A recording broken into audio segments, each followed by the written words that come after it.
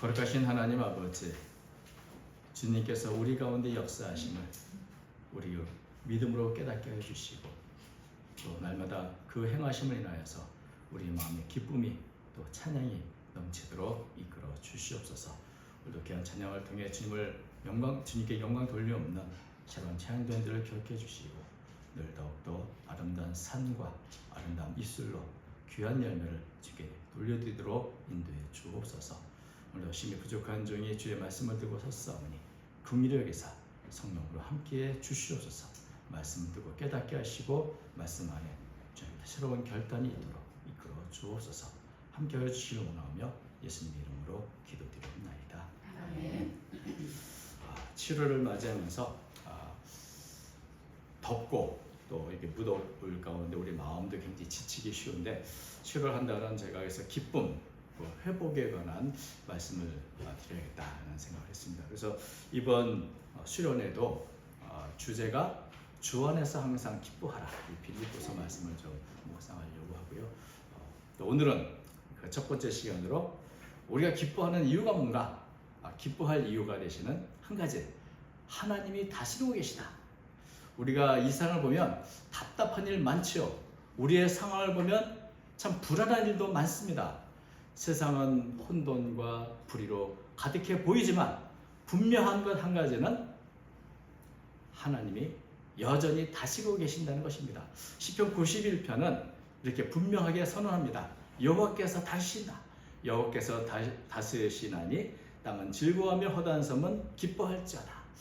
그러니까 하나님이 다스리시기 때문에 우리가 눈앞에 보이는 것 때문에 불안해하거나 두려워하지 말고 오직 기뻐하고 즐거워하라는 것이죠. 그래서 97편의 가장 핵심적인 단어는 기쁨이라는 단어입니다. 시편에 보면, 시편 97편 보면은 하나님의 다스리심에 대한 자연스러운 반응이 바로 기쁨이죠. 그래서 기쁨과 관련된 단어가 4번이 나오는데요. 그래서 하나님의 다스리시는 것을 받아보는 그 하나님의 통치를 받는 이들에게는 하나님이 주시는 기쁨이 넘치게 된다. 근데 기쁘다, 그 마음이 우리가 참 흡족하고 뿌듯하고 아주 흥겹고 좋은 상태를 말하는데, 근데 여러분, 기쁘다의 반대말이 뭘까요? 네?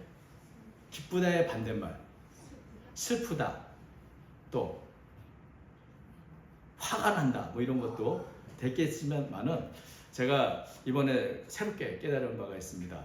이 경희대의 언어학자이신 조현영 교수님에 따르면 기쁘다라는 말의 이 어원을 보면 기따에서 나왔다 합니다. 기따가 뭐냐? 기따에서 이제 형용사 어미가 부다 혹은 껍다 이런 것이 붙으면 기쁘다, 또 기껍다. 그래서 우리가 기쁘다는 말이 바로 여기서 나왔는데, 그렇다면 이게 무슨 뜻이야? 라고 생각하기 쉽죠? 그러니까 기껍다 라는 말은 마음으로 기쁘다는 말이고, 부사로는 기껍다의 부사가 기꺼이, 내가 그 일을 기꺼이 할게, 내가 즐거운 마음으로 할게, 그렇다는 의미라는 것이죠. 무언가를 할 때 내가 자발적으로 하고 싶어서 하는 것, 그게 바로 기쁨이고 그것이 즐거운 것입니다. 그렇다면 기껍다, 기쁘다의 반대는 슬프다, 짜증난다, 분노한다는 게 아니라 억지로 한다는 것이죠. 억지로 하기 싫은데 억지로 하는 것이 이제 기쁜 말의 반대말인 것이죠. 억지로 마지못해 어쩔 수 없이 하나님이 통치하신다, 그러니 어쩔 수 없이 억지로 끌려가는 게 아니라 그 하나님을 내가 기쁘게 즐겁게 그 안에 참여하고 그것을 받아들이는 것이 바로 하나님이 다스리시니 땅은 즐거워하며 허다한 섬들은 기뻐할 자다. 우리 모든 성도들이 하나님이 통치하시니 그 일에 우리는 기꺼이 받아들이고 참여하는 것이죠. 즐거워서 기뻐서 내가 자원해서 그 통치를 받는 것이 바로 기쁜 의미인 것입니다. 창조주 하나님께서 이 세상을 창조하셨을 뿐 아니라 지금도 다스리고 계신다. 전지전능하시고 사랑과 은혜가 충만하신 하나님이 다스리시면 얼마나 좋은 일, 기쁜 일이 넘치겠습니까? 그러니 그 일을 참여해서 남 참 기꺼이 그냥 받아들입니다 는 마음을 갖는 게 바로 성도의 모험이죠. 왜냐하면 하나님은 여전히 이 세상을 공의와 공평으로 다스리신다. 2절 보니까 구름과 흑임이 그를 두었고 의와 공평이 그의 보좌의 기초다. 공의는 옳고 그른 것을 명확히 해서 올바르게 세우는 것을 하나님이 하신다는 것이고, 공평은 어느 것에 치우치거나 차별화되지 않고 모두에게 공정하게 행하신다는 것인데, 그러니 하나님께서 다스리는 세상은 너무나 공의가 정말 하수처럼 흘러나는 그런 나라가 될 것입니다. 그런데 모든 사람이나 하나님의 다스리심을 기꺼이 따르고 받아들이는 게 아니고 그 하나님의 통치를 거부하는 사람들이 있죠. 하나님을 거부하고 나는 내 멋대로 내가 왕이 돼서 살 거야, 이런 사람들. 하나님의 자리에 자신의 탐욕을 우상으로 세우고 자신의 욕망을 따라 살아가는 그런 사람들이 많습니다. 그러니까 세상이 하나님의 통치를 거부하니까 부정과 부패, 차별과 불공평이 이 땅에 만연하게 된 것입니다. 하나님의 통치를 거부하면 하나님은 어떻게 하실까요?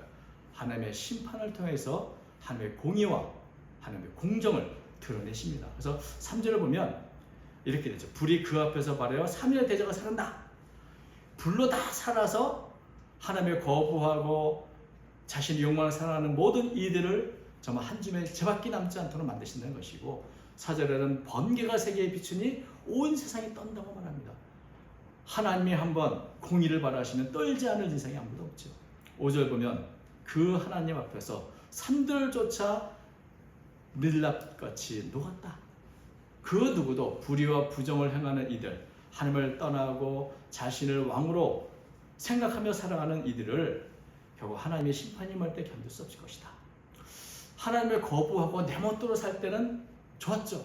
그러나 그런 기쁨은 순간이고, 자신은 내가 많은 죄와 많은 권력을 쌓았다고 안전하게 행할 것은 착각이 될 것이고, 그들이 만들어 놓은 우상은 다 헛것으로 자신이 의지했던 것은 다 무너지는 것을 보게 될 것이라는 겁니다. 그래서 7절 말씀처럼 조각한 신상을 섬기며 험한 것을 자랑하는 자는 다 수치를 당할 것이라. 너희 신들아 여호와께 경배하자. 하나님이 다스리시는데 그 가운데 나는 하나님의 통치를 받지 않고 내 멋대로 내가 왕이 돼서 내 마음대로 살겠다고 하고 하나님의 자리에 우상을 세워서 살아가는 그 모든 것들은 결국은 다 헛되이 수치를 당하며 끝날 것이다. 우리가 겉으로는 우상을 섬기지 않을지 모르지만 마음에는 하나님보다 더 애지중지하고 내가 자랑하는 것들이 하나씩은 다 있습니다. 그러나 시간이 지나면 내가 자랑했던 것들이 다 헛된 것이구나. 내가 그렇게 내가 의지할 수 있도록 믿었던 것이 다 허무한 것이나 것이 드러나게 됨으로 해서 우리는 수치를 당하는 것이죠. 그런데 이렇게 하나님이 공의와 공평으로 세상을 다스리니 참 좋은 나라가 될 것 같은데, 세상을 보면 정말 그렇습니까? 세상을 보면 악인들이 이기는 것처럼 보이고 하나님은 침묵하시는 것처럼 보일 때가 너무나 많습니다. 그러나 하나님의 이 통치 방식은 우리의 눈으로 다 헤아리지 못할 만큼 굉장히 천천히 옮기지만 결코 실패하지는 않습니다. 그래서 이것은 성경에서만 말하는 것이 아니라 동서고금을 통해서 말하고 있는데, 도저히 도덕경에 보면 73장에 보면 이런 말이 있습니다. 하늘의 그물은 넓고 넓어서 엉성한 듯해도 놓치는 것이 없다. 그러니까 하늘이 행하는 일들은 보면 빈틈이 많네라고 보일지 모르지만 사실은 하나도 놓치는 법이 없다, 이런 말씀이 있고, 또 미국의 역사학자인 콜롬비아 대학교 교수인 찰스 비어드는 자신의 역사를 연구하면서 배운 교훈을 4가지를 말했습니다. 첫 번째는 하나님의 심판의 맷들은 아주 천천히 돌아가서 사람들이 잘 의식하지 못할 때가 많다. 그러나 하나님은 오만한 사람을 파멸시키려고 하실 때는 먼저 그 사람에게 권력을 주어서 그가 갖고 있는 권세욕과 욕망으로 날뛰게 하여 결국 멸망하게 하신다. 이것은 우리가 역사를 보면 굉장히 득세했다고 난리를 쳤던 분들이 하루아침에 망하는 모습들을 보면서 우리는 이해할 수 있죠. 또 두 번째는 하나님의 심판의 맷돌은 아주 천천히 돌아가지만 미세한 부분까지 다 분쇄시킨다. 그래서 하나님이 심판 행하시는 것이 눈앞에서 확 바뀌면서 막 우리가 시원할 정도로 행하시는 것은 아닐지 모르지만 천천히 모든 것을 곱게 가르쳐 결국은 어떻게 되니까 의는 의로, 불의는 불의로, 선은 선으로, 악은 악으로 드러나게 하신다는 겁니다. 또 세 번째는 꿀벌이 꽃에서 꿀을 빼내지만 그것이 꽃을 성식하여 열매를 맺게 하는 방식으로 하나님은 일하신다는 겁니다. 좀 어렵죠. 왜냐하면 벌은 꿀에서 꿀을 훔쳐갑니다. 세상에 이런 강도들이 많습니다. 그런데 하나님은 그런 날강도가 설치고 이런 것처럼 보여서 우리는 혼란스럽다 말할지 모르지만 그들을 통해서도 하나님께서 선을 이루시는 분이라는 겁니다. 그래서 날강도 같은 정말 이 벌들같이 훔쳐하고 멋대로 사는 게 많을지 모르지만 그러나 그 가운데서도 하나님의 계획은 천천히 이루어진다. 하나님이 주관하는 역사는 결코 실패하는 법이 없다. 네 번째는 하늘이 충분히 어두워야 별이 보인다. 어둠이 깊을수록 별은 더 또렷이 보이고 별이 보인다는 것은 이제 곧 새벽이 온다는 뜻이라는 거죠. 당장에 눈앞에 보는 거 보면 너무나 어둡다. 너무나 혼란스럽다. 그래서 때로는 절망하고 낙담할 때가 있지만 하나님의 섭리는 그 가운데서도 움직이고 있으니 그럴 때 겸손히 하나님의 뜻을 물으면서 살아가야 한다는 것이 이 네 가지가 바로 찰스 비어드 교수가 역사를 통해서 배운 네 가지 교훈이라 이렇게 말을 했습니다.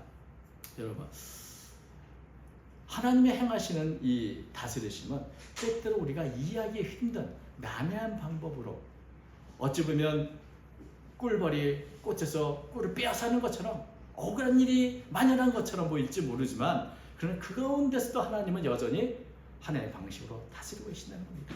천천히 그러나 세밀하게 그리고 어두운 가운데서도 모든 것이 멈춘 것 같을지 모르지만 하나님의 섭리는 여전히 움직이고 있다. 그런 방식으로 하나님은 통치하고 계시기 때문에 이것을 아는 성도들은 언제나 기뻐할 수 있고 그 통치를 나는 인식하면서 받아들일 수 있다는 겁니다.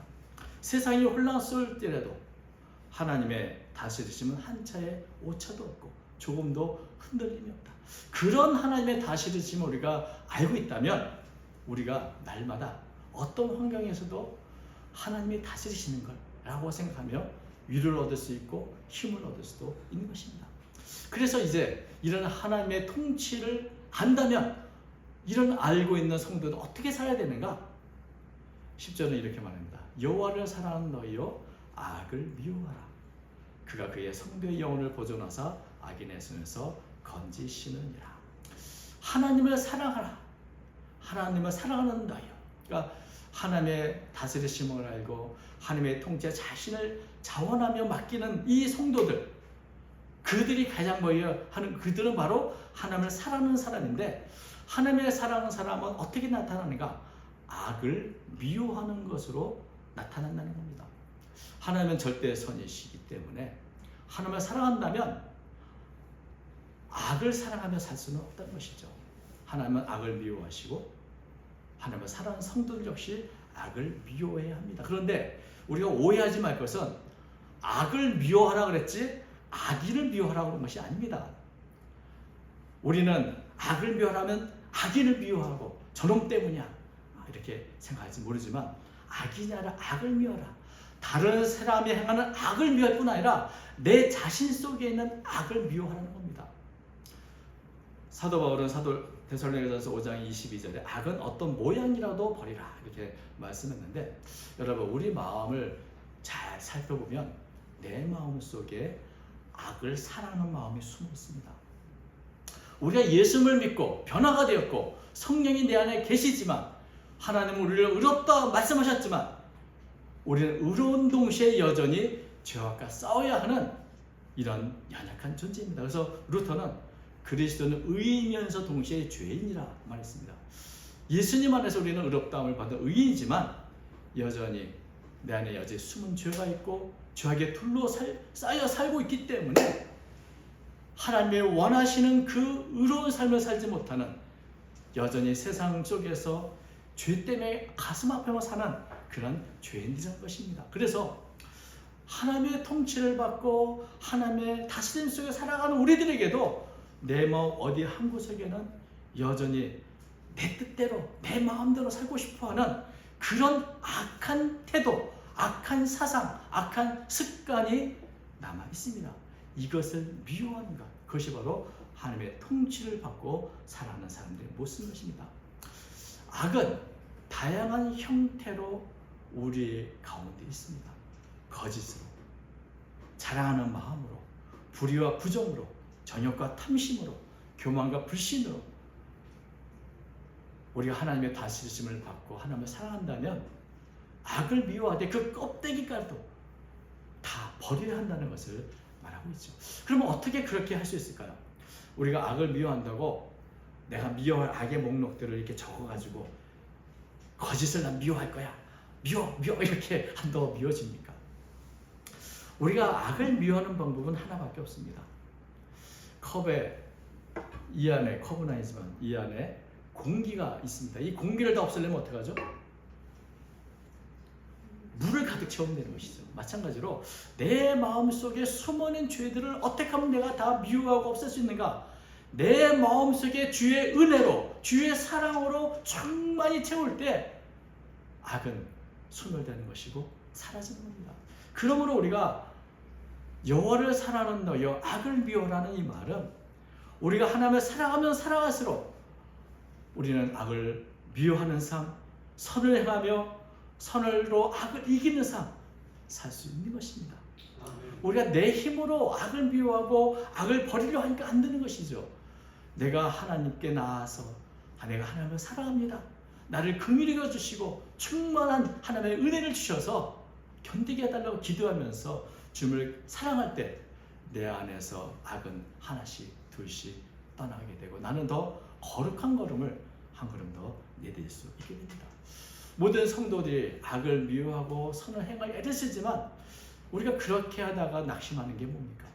나는 마음을 굳게 먹고 정의를 위해서 선을 위해서 애를 썼는데 그 결과 고난을 받게 되고 고통이 찾아오고 손해를 보게 됩니다. 여러분, 선을 행하다가 당하는 여러 고난이 있고 억울한 일들이 있습니다. 그래서 우리는 이제는 대충 그냥 선이든 악이든 이렇게 타협해서 살기를 원하는 마음이 찾아오죠. 그러나 여러분, 분명한 것은 우리가 선을 행하다가 고난을 당할 때 그것을 하나님은 귀히 여기신다고 말씀하십니다. 베드로전서에 있는 말씀이죠. 내가 하나님을 사랑하고 악을 미워하고 살다가 내가 악인들의 손에 빠질 수도 있고 고난을 당할 수 있고 억울한 일을 당할 수 있지만 그때에 하나님은 어떻게 하십니까? 내버려 두지 않으시고 하나님이 다스리시기 때문에 그가 그의 성도와 영혼을 보존하사 악인의 손에서 건지시느니라. 특별한 하나님의 인도와 특별한 하나님의 보호하심을 우리는 받을 수 있게 됩니다. 하나님은 모든 것을 통치하시는데 억지로 통치하지는 않으십니다. 우리가 기꺼이 자발적으로 자원한 마음으로 받아들일 때 하나님은 그것을 기뻐하시고 우리를 충만한 기쁨으로 인도해 주십니다. 그래서 이렇게 하나님의 다스림을 기꺼이 받는 자들의 삶 속에 무엇이 나타나는가? 하나님이 그 가운데 빛을 뿌리시고 기쁨을 뿌리신다 이렇게 말하죠. 11절 의인을 위하여 빛을 뿌리고 마음이 정직한 자를 위하여 기쁨을 뿌리시는도다. 저는 이 말씀을 처음 들으면서 김소월 시인의 진달래꽃, 영변의 약산 진달래꽃 아름다다 가실 길에 뿌리오리다. 이거 하나님이 내 앞길에 빛을 뿌려주시고 기쁨을 뿌려주시는구나 이렇게 생각을 했습니다. 이것도 결코 틀린 생각은 아닙니다. 왜냐하면 새 번역은 이 구절을 이렇게 11절을 이렇게 번역을 했습니다. 바르게 살면 그 앞이 환히 트이고 마음이 정직하면 즐거움이 돌아온다 이렇게 번역을 했는데 이 11절 의인을 위하여 빛을 뿌리고 마음이 정직한 자 기쁨을 뿌린다. 이것이 우리 앞에 이런 것으로 뿌려주신다는 말씀도 되겠지만 또 한편으로는 마치 빛을 뿌리고 기쁨을 뿌린 것은 씨앗을 뿌린 것 같아서 지금 당장은 보이지 않습니다. 내가 선을 행하고 내가 하나님께 공의를 위해서 그 다스림을 받으며 살려고 하지만 그렇다고 해서 당장에 내가 빛을 열매로 얻고 기쁨을 열매로 거둘 수 있는 것은 아닐지 모릅니다. 그러나 분명히 하나님은 우리의 삶 속에 우리가 가는 길 속에 빛의 씨앗, 기쁨의 씨앗들 다 뿌려 심어 놓으셨기 때문에 때가 되면 내게 빛으로 내게 기쁨으로 열매를 맺게 하신다는 것이죠. 분명한 것 한 가지는 우리가 하나님의 뜻을 따라 악을 미워하고 바르게 살려고 애를 쓰는 성도들을 하나님은 결코 홀로 두지 않으시는 겁니다. 우리가 다 볼 수 없고 깨닫지 못하지만 우리가 하나님을 사랑하며 살아갈 때 하나님은 우리 삶에 빛과 기쁨을 뿌리셔서 우리로 하여금 즐겁고 기쁨의 삶을 살도록 예비해 놓으신다는 것입니다. 그래서 당장 우리가 눈앞에 보이는 것으로 우리가 낙심하거나 또 절망할 필요가 없고 하나님이 뿌려놓으신 빛의 그 축복이, 그 은혜가, 그 기쁨이 때가 되면 자라나게 되고 열매를 맺게 될 거라, 이런 소망을 갖고 믿음으로 기다리며 살아가는 것이죠. 그래서 하나님의 다스림 속에서는 당장의 빛의 열매, 당장의 기쁨의 열매가 보이지 않을지 모르지만 하나님이 다 뿌려 놓으셨기 때문에 다 그것을 때가 되면 거두게 되는 것입니다. 그러므로 12절 의인이여 너희는 여러 말미암아 기뻐하며 그의 거룩한 이름에 감사할지어다. 성도의 기쁨은 좋은 환경 속에 나오는 것이 아니라 하나님이 다스리고 계신다는 그것 자체에서 나옵니다. 하나님이 나의 기쁨이 되시는 것이죠. 여호와로 말미암아 기쁘다는 것입니다. 하나님과 올바른 관계를 가질 때 어떤 환경 속에도 하나님은 나를 다스리시고 이 땅을 다스리고 계시기 때문에 우리의 삶 속에는 기쁨이, 행복이 넘치게 되는 것입니다. 그래서 하나님의 이름에 대한 감사로 이 기쁨이 이어지게 되는 것입니다. 하나님은 온 세상을 창조하실 뿐 아니라 오늘도 다스리고 계시다. 그것을 묵상할 때마다 우리 마음에 기쁨이 넘치게 됩니다. 때로는 참 힘들고 어려운 환경, 또 지치고 피곤한 삶, 그리고 앞일에 대한 두려움이 있는 이런 곳에 살아갈지라도 분명한 한 가지, 하나님이 이 땅을 다스리고 계시고 나를 다스리고 계신다. 내 마음을, 내 삶을 주님께 온전히 드려 하나님의 통치를 받을 때 우리에게는 하나님의 뿌려놓으신 빛으로 기쁨으로 충만하게 되는 것입니다. 성도는 누굽니까? 바로 기꺼이 하나님의 통치를 받아들인 사람입니다. 근데 이제 문제는 우리가 스스로 물어야 할 질문이 있죠. 나는 오늘도 하나님의 다스리심을 받고 살았는가? 하나님이 다스린다고 말만 하고 실제로는 억지로 끌려가며 살고 있지는 않은가? 하나님이 나를 다스린다고 말하면서 내 마음, 내가 버리지 못한 우상이 있고 내가 버리지 못한 악이 있고 여전히 내 마음 한 곳에 악을 사랑하는 마음을 가지고 살고 있지는 않은가? 사실 이렇게 산다는 것은 이율배반적입니다. 겉으로는 하나님의 통치를 받는 것 같지 모르지만 진정한 하나님의 통치가 내 안에 임하지 못하기 때문에 하나님이 주시는 기쁨을 우리는 누릴 수 없는 것입니다. 하나님의 통치, 나를 다스리는 하나님께 나를 내어놓고 날마다 나를 다스려 주십시오. 내가 주님께 순종하며 허락합니다. 하나님의 통치를 우리가 자원하며 그 통치를 받으며 살아갈 때 우리의 삶의 빛과 또 기쁨의 열매가 맺히게 되는 줄 믿습니다. 오늘도 주님을 사랑하는 모든 성도 여러분, 말로만이 아니라 우리의 삶 속에서 정말 하나님을 사랑하고 악을 미워하며 날마다 주님이 주시는 기쁨의 열매를 맛보며 살아가는 복된 삶을 살아가는 저와 여러분 되시기를 주의 이름으로 축원드립니다. 기도하겠습니다. 거룩하신 하나님 아버지, 이 세상을 바라보면 우리가 소망이 없어 보이지만 하나님이 그 가운데서도 섭리하시고 통치하고 계시다는 것을 생각하면 전쟁 중에도 기쁨이 있고 소망이 있고 괴롭고 힘든 가운데도 우리에게 희락의 소망을 가지고 있음을 인하여 감사를 드립니다.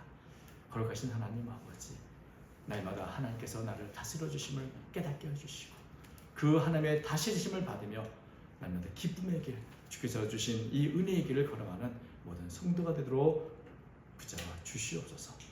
우리가 지치고 피곤할 때 주님의 통치를 바라보게 하시고 공의와 공평으로 은혜와 진리로 다시 하나님을 바라보는 가운데 우리 마음이 즐겁고 기쁘며 또 감사가 넘치도록 이끌어 주옵소서. 우리 사랑하는 성도들 친히 다스려 주셔서 모든 악한 것에서 벗어나게 하시고 치유하여 주시고 회복시켜 주시고 하나님을 섬길 수 있는 귀한 여건으로 새롭게 변화되도록 이끌어 주옵소서. 주님께 모든 것을 맡기며 살아계신 예수님 이름으로 기도드리옵나이다. 아멘.